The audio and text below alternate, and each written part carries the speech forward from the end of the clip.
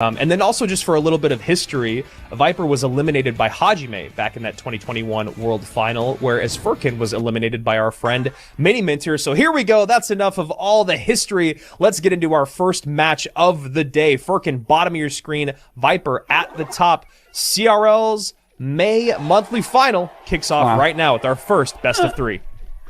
So excited. I can't believe we're already into it. Wow, that was fast. We have a Lumberjack from FURKAN. And VIIPER with Miner deck. Super solid picks here. FURKAN, whenever I play against him on ladder, he's always playing something a little bit, I don't know, off meta, a little interesting, but I swear he beats me probably 90% of the time. It's one of those people that I can't really get him. Yeah, and I was going to say, this looks like that fast cycle, usually with a Magic Archer or a Bomb Tower or Tesla. Usually doesn't have a big spell in the deck that VIIPER's running, but obviously at our monthly finals, things can change up just a bit. And FURKAN going a lot heavier as we see Zappies and a Hog Rider. So Hog, Arrows. Is this the deck that usually has Giant Skeleton in it? I mean, again, it's monthly finals, it's duels, so it can be a little different. Yeah, or I was Mega thinking. Knight, excuse me. Yeah, I was just thinking it's got to be either Giant Skelly or Mega Knight in this Hog deck. Kind of something that we've seen a lot recently is this kind of Mega Knight or Giant Skelly, I don't know, mid-tier. It's not exactly beat down, but it's just something like one of those big cards with a Hog Rider behind, and it's really good for actually sniping cycle decks. So I think FURKAN might have exactly what he wants in this situation. Very, very interesting. When you talk about this matchup, Juicy saying that it's good against cycle decks, it does seem like it's going to be difficult for VIIPER to get enough damage on these units. You know, Spirit Empress, one of the most difficult cards in the game to deal with when you don't have a lot of air attacking units, especially when the only thing in terms of strong DPS is your bats. You've got to deal with the arrows. Magic Archer obviously going to do some help, but while we love the Magic Archer, not the most powerful card in the game in terms of single target DPS. Right. Okay, we're heading into double elixir. Miner coming through with some bats. No arrows and cycles. Zappy's gonna be forced out.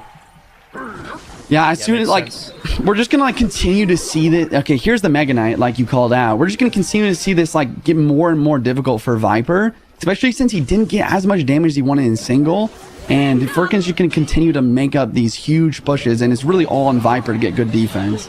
This is why I love having you in the booth. That's exactly what I was just going to call out was, you know, obviously in single target, or excuse me, in single elixir, you want to get a lot more DPS with the quick cycle deck, but not a lot of damage came in, and they're obviously only separated by about 500 HP at this point.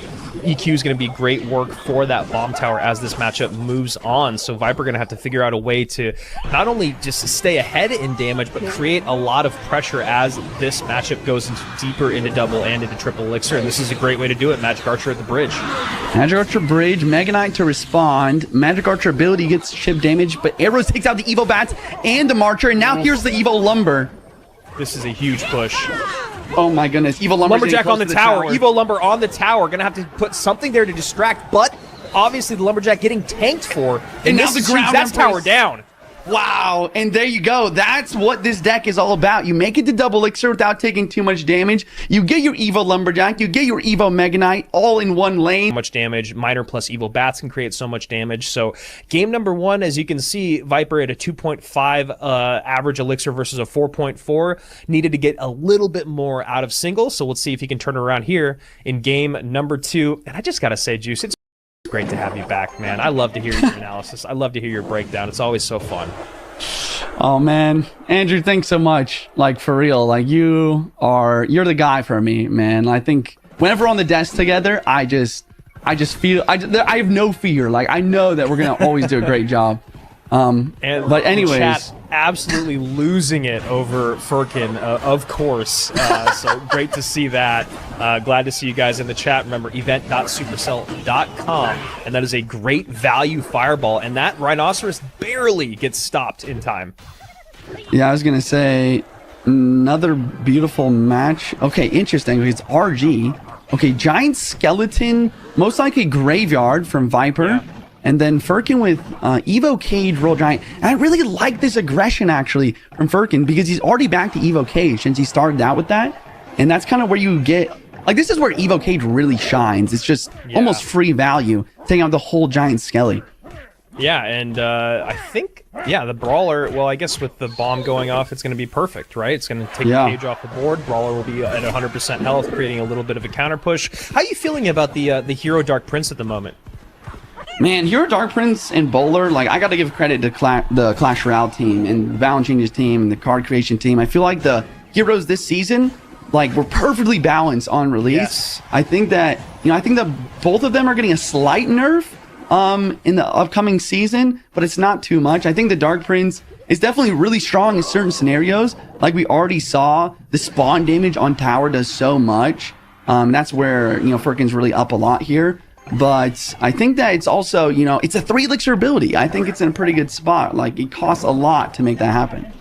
Yeah, nice to see a little bit of a change there. The Bowler going to get a reduced time on its ability, which does feel a bit necessary as this poison comes down on the right-hand side. Juicy, you're a big Graveyard player. How do you feel about this? Usually you want to go same lane, but you're already down a lot of HP, and you're going against Royal Giant, and it looks like VIIPER goes, I'll answer that question for you.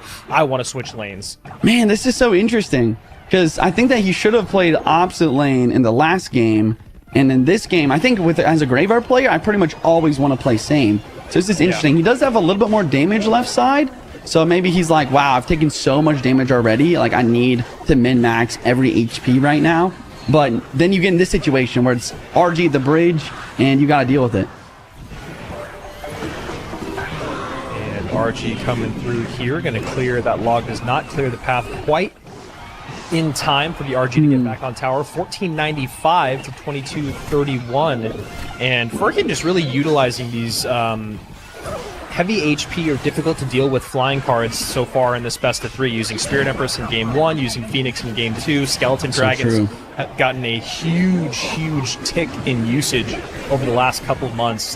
They've always been great, but they are just one of the more frustrating cards to deal with. They're just squishy enough. They do just like a small enough amount of damage that you never really know exactly how you want to deal with them. Sometimes you're like, oh, I just need to let them through. Sometimes you need to spell them off the board. But they're just a card that kind of makes your opponent play a little uncomfortable. No Fireball in cycle. Evo Fern's going to drop down, one of the strongest cards in Clash Royale right now. Yeah. But FURKAN's back to his Evo Cage here, which is one of the best counters to Giant Skelly. Plays it early, though. Graveyard Dark Prince other lane. VIIPER sees an opportunity here. Yeah, going to use the Evo Snowball to move those Skelly Drags off the board, and that is a lot of damage on top of the tower there. Wow.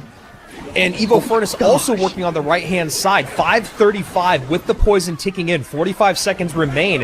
And while FURKAN was able to open this up early on, VIIPER has thrown a huge uppercut to scream into the lead. Fireball onto the hut. I think he can hit tower in that scenario, since Goblin Hut is a passive building, has a larger hitbox. But the Spear Goblin, the poison dropping down, maybe it just doesn't matter at this point. Yeah, strong defense going to come through. Dark Prince going to try to clear the path. Although the Rhinoceros does break through for a little touch on that tower. RG still pretty healthy. 17 seconds remain. FURKAN's putting everything at the bridge right now. He knows the poison's going to drop down soon. There it is. 10 seconds. Fireball comes through, but the poison is faster. And VIIPER coming through with a 2-0.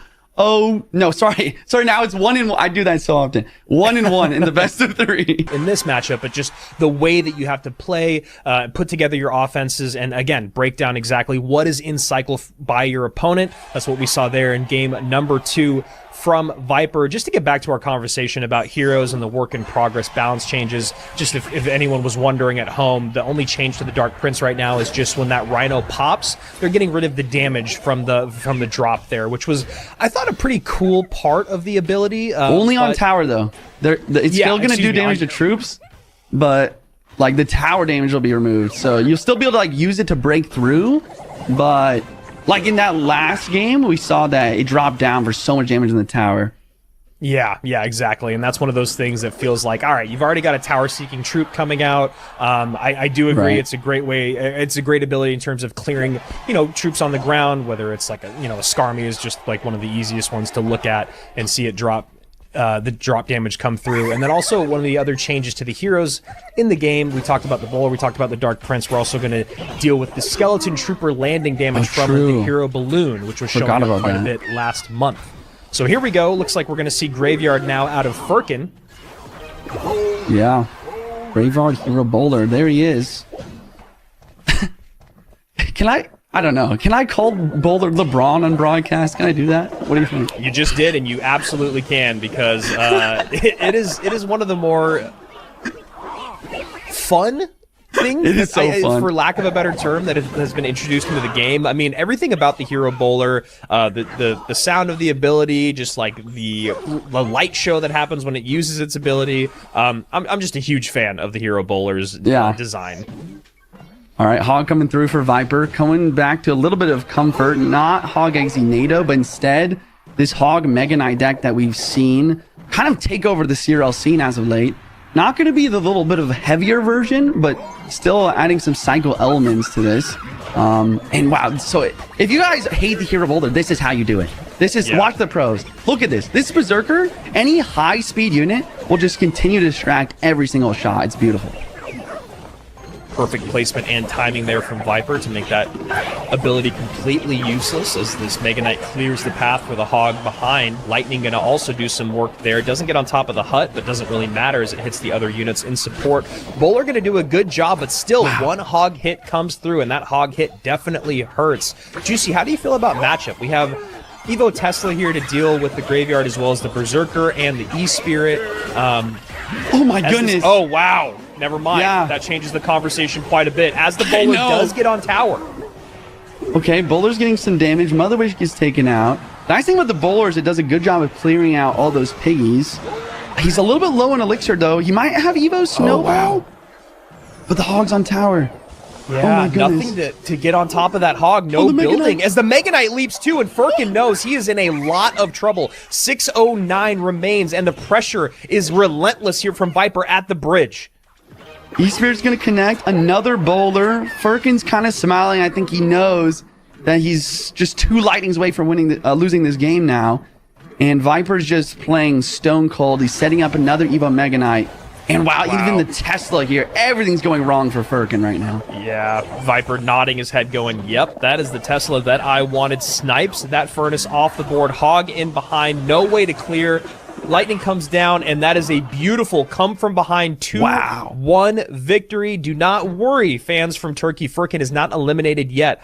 While his CRL Monthly Finals started very strong in game number 1 with a great matchup and great play, it is VIIPER who turns things around with a great 2-1 victory. Reverse sweep here from the Frenchman. Unbelievable. Man, we're so blessed for this gameplay today. I don't know. I think that I'm just so impressed with VIIPER, as always. I think that he always just stays calm. He stays collected. I feel like he was a little bit shaky in that first match, but then he kind of, I don't know, it seems like he got rid of those nerves, locked down some really great gameplay, and then first